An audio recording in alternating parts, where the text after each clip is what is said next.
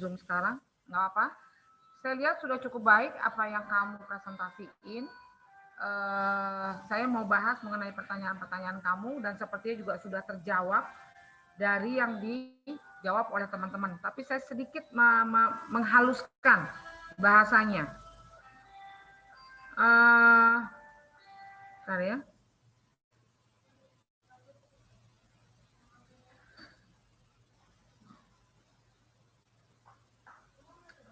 Untuk kamu kaitkan dengan Omnibus Law, kan itu pasal-pasalnya banyak, saya nggak bisa jelaskan satu-satu di sini. Cuman yang lebih saya tekankan dengan pertanyaan-pertanyaan kamu, intinya gini, kita harus menilai dari apa yang sudah dibuat undang-undang itu positif dan negatifnya. Karena ini juga belum dijalankan, masih rusuh sana-sini, dan memang buat saya ada hal yang negatif dan ada positifnya. WNA kenapa? Saya juga kurang setuju WNA boleh memiliki hak milik. Karena apa? Pergeseran warga negara Indonesia itu sendiri.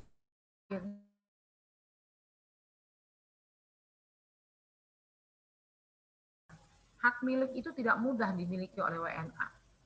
Kalaupun dia mudah dimiliki WNA, hak milik yang seperti apa dulu? Yang seperti apa hak miliknya? Kita belum tahu. Bukan berarti WNA itu bisa beli rumah, dia pengen di Pondok Aren tinggal beli rumah. Dia pengen rumah di Bintaro, dia tinggal beli rumah. Bukan yang seperti itu pengertiannya. Biasanya ada wilayah-wilayah tertentu yang memungkinkan WNA itu memiliki hak milik. Apakah itu berupa apartemen ataukah rumah, juga belum jelas. Karena hak milik itu juga kepemilikan tidak mudah. Kalau apartemen misalnya hak milik WNA, hak milik itu sebetulnya yang apanya sih? Tanah. Tanah kan bukan milik kamu. Yang dipunya itu kan hanya bangunan. Tanah itu tanah bersama, bangunan bersama. Yang mana dimiliki hak miliknya? Kalau kamu beli apartemen di lantai 11, tanahnya mana? Ada nggak tanah yang kamu miliki? Kalau kamu punya apartemen? Tidak. Tidak, Bu. Sebenarnya pasnya tuh hak milik itu memang hak pakai. Karena kamu semuanya itu secara bersama, orang tanahnya cuma kecil kok. Kalau kamu belinya di lantai 30, kamu ngeruk tanahnya di mana? Wah, lawang di bawahnya rumah juga, kasur juga, bawahnya. Bawahnya lagi mentok sama meja makannya. Terus yang kamu punya mana tanahnya? Nggak ada, kamu nggak punya tanah. Nanti akan lebih detail di pelajaran pada waktu nanti membahas masalah rumah susun di semester genap, di RPS berikutnya. Itu untuk rumah susun. Terus ada pertanyaan dari teman kamu tadi, saya lihat mengenai tanah hak ulayat. Ingat, tanah hak ulayat beda nggak sama tanah adat?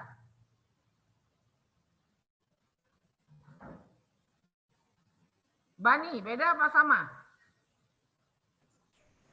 Beda, Bu. Beda, bedanya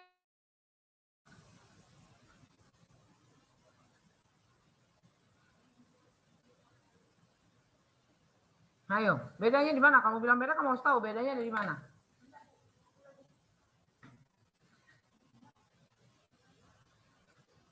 Kalau saya beda, Bu. Hah? Saya beda, Bu. Iya, bedanya di mana kalau kamu bilang bisa beda? Apa bedanya? Harus tahu dong.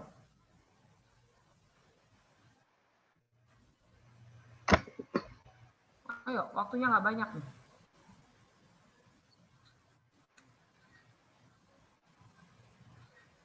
Rizka, bisa jawab Rizka?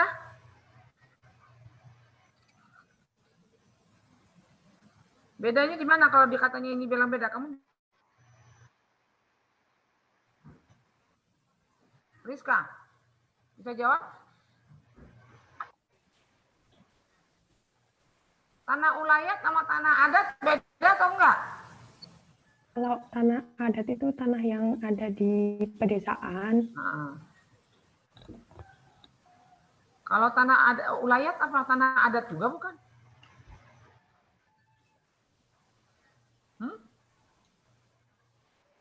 Beda, Bu.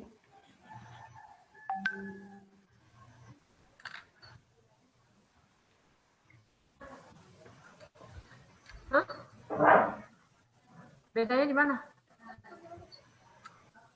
Hukum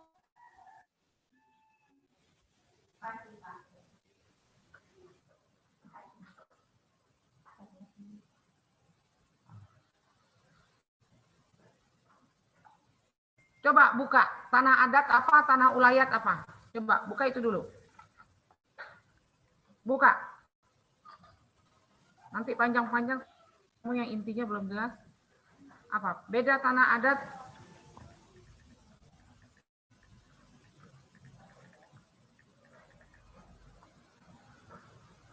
Apa?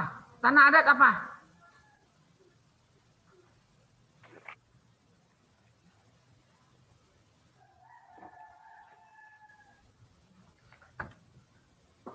Sama nggak tanah adat sama tanah ulayat? Kok udah ngantuk atau bagaimana ini kuliah? Hah? Pak Ruriza, bisa jawab nggak?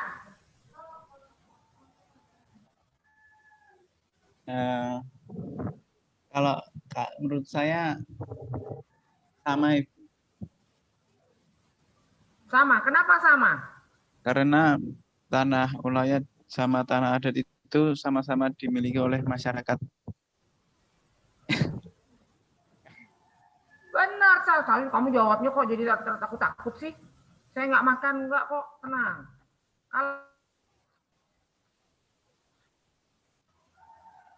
Oke, jawabannya Pak Fahruriza ya namanya ya. Oke, benar sama sebetulnya itu tanah adat semua. Cuman kalau tanah ulayat itu dikuasai oleh masyarakat hukum adat semua di situ. Jadi kalau misalnya mau dilakukan perubahan, mau dijual atau mau dijadikan apapun, itu harus mendapatkan persetujuan dari masyarakat hukum adat di situ. Itu sudah dikuasai oleh masyarakat hukum adat. Kalau tanah adat, setiap tanah yang diasal yang dibilang oleh Rizka, itu dikuasainya oleh perorangan biasanya. Oleh orang-orang tertentu. Tapi kalau tanah ulayat oleh seluruh masyarakat biasanya. Walaupun tanah ulayat itu tanah adat juga. Tanah masyarakat hukum adat. Kamu kan udah baca di situ. Beda. Coba kamu baca nanti. Pengertiannya seperti apa. Ya. Nah, untuk tanah ulayat ini mau dirubah misalnya peruntukannya ataupun status haknya segala macam. Ingat, setiap hak-hak status hak soal objek tanah, mau hak milik, HGU, HPL, setiap apapun mau dirubah bisa. Tapi harus disesuaikan dengan peruntukan di objek atas tanah itu. Dimiliki oleh warga negara Indonesia dan perorangan. Bisa hak.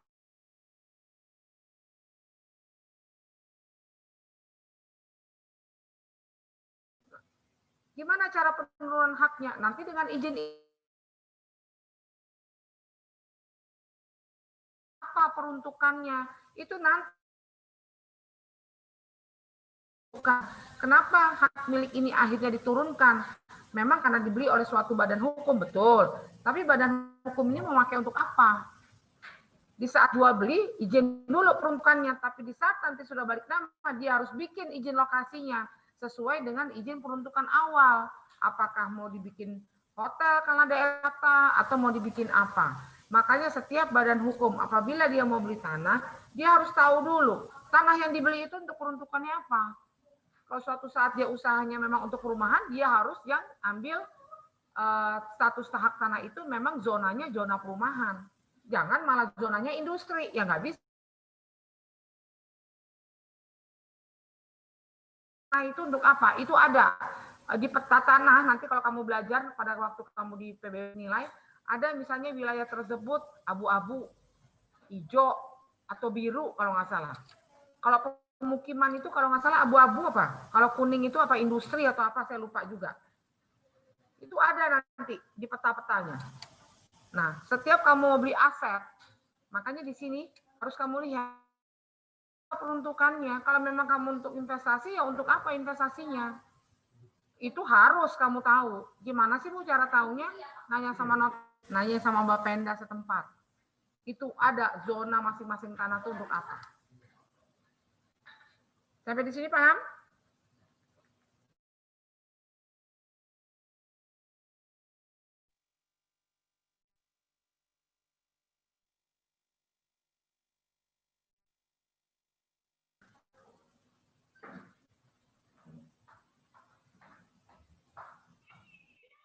Mohon maaf Bu. Ya. Saya lagi lihat soal-soal kamu. Apa? Pugu mau nanya apa Pugu? Siapa sih yang nanya ini Pugu? Siapa? Ayo. Ini izin tanya soal portal Bu. Apakah Ibu sudah mengisi portal? Oh udah? Oh iya. Udah. Kenapa emang kok nanya ini tentang portal? Enggak, ini 10 menit terakhir ntar takutnya Oh iya, portalnya sudah. udah ditutup.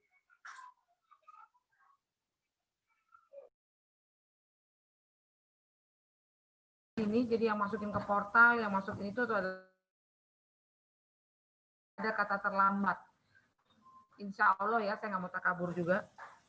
Karena ada yang ngerjain, nggak saya. Oke, ada pertanyaan lain?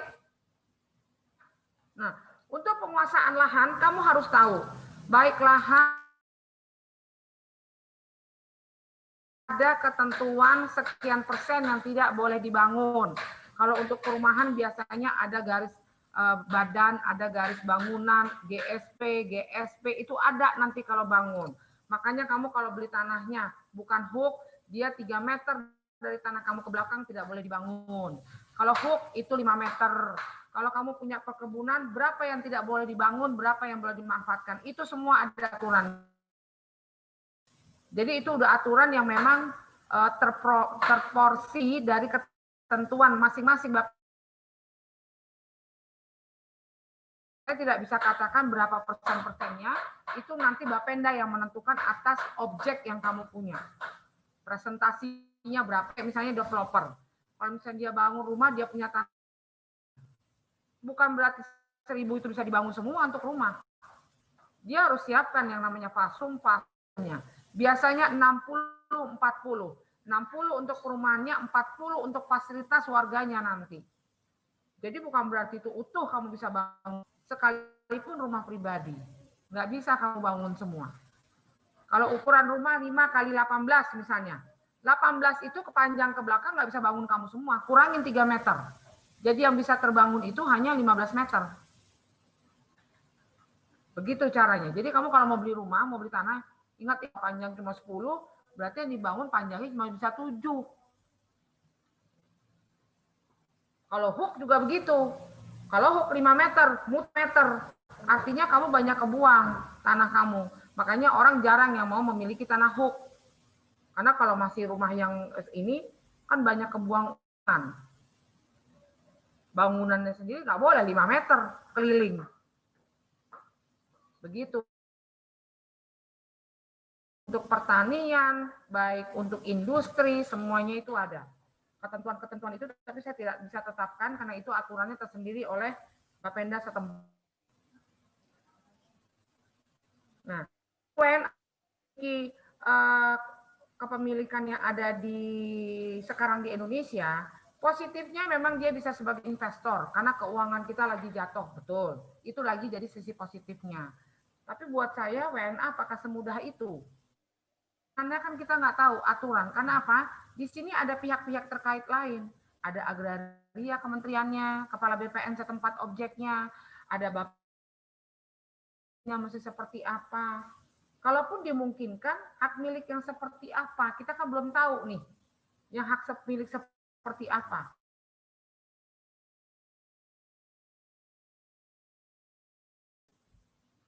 Status hak setiap tanah akan dirubah.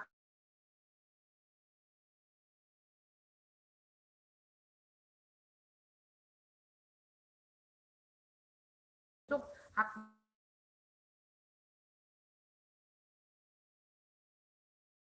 izin peruntukannya untuk apa dia pada hukum ini beli hak milik. Walaupun itu wajib.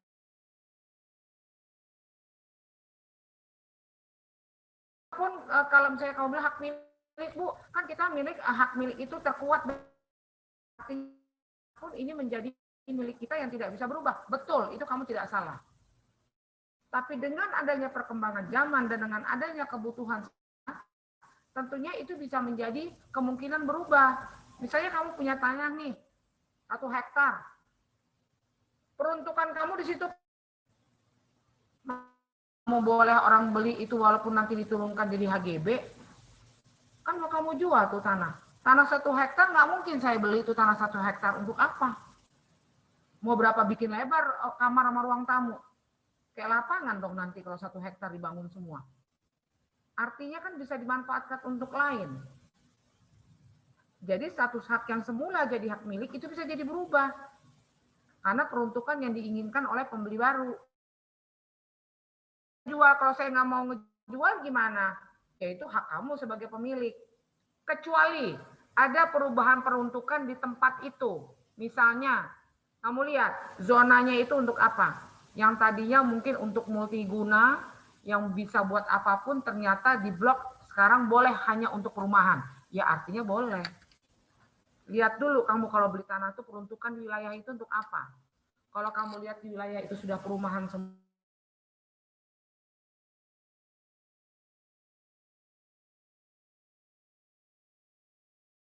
boleh, untuk gudang boleh.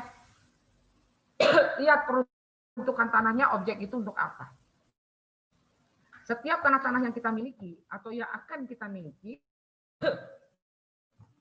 objek itu akan ada aturan peruntukannya. Misalnya kamu bikin hotel, walaupun misalnya di Bintaro itu tanah kosong mau kamu beli, kamu tanya dulu, kalau memang kamu benar-benar mau bangun hotel, boleh nggak? Bukan berarti kamu bisa langsung beli dengan kamu lihat, bisanya dibangun hotel, banyak perumahan, deket tol, deket ini, deket itu.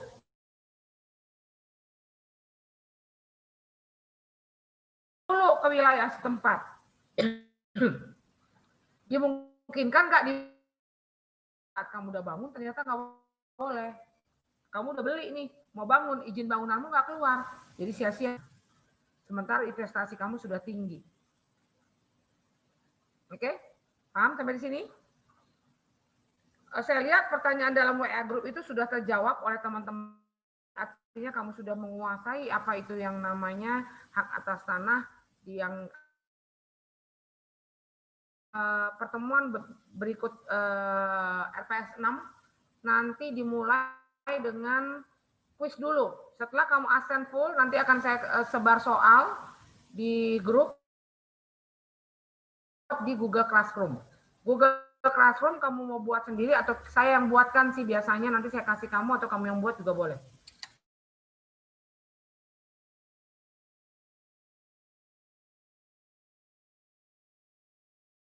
Pelajari.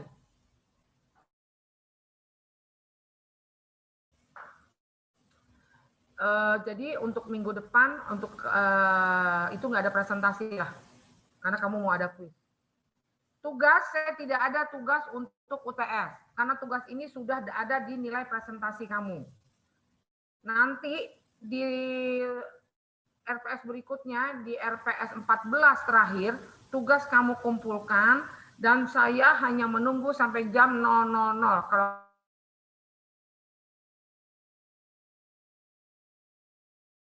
13-nya kamu ada kuis lagi. Karena kuis 2 kali.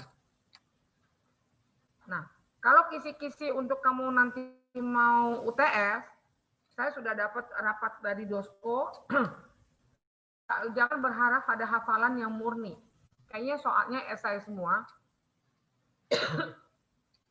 Apakah berupa kasus atau apa, tapi intinya dosen harus memberi soal yang sifatnya bukan 100% hafalan. Tapi ada perkembangan dari logika kamu dengan apa RPS yang sudah kamu pelajari. Ada pertanyaan?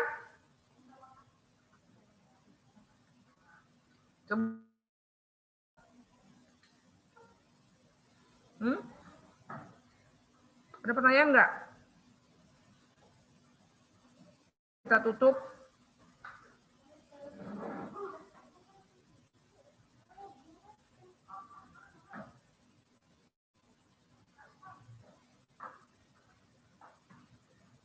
Ayo, ada pertanyaan nggak? Kok pada diam aja kuliahnya? Udah siang, udah ngantuk. Dosennya masih segar kok. Ada yang mau ditanya lagi sebelum saya akhiri? Hah? Nggak ada? Oke, saya anggap kamu sudah mati. Selamat siang. Assalamualaikum warahmatullahi wabarakatuh. Terima kasih. Waalaikumsalam. Warahmatullahi wabarakatuh. Terima kasih Bu. Terima kasih Bu.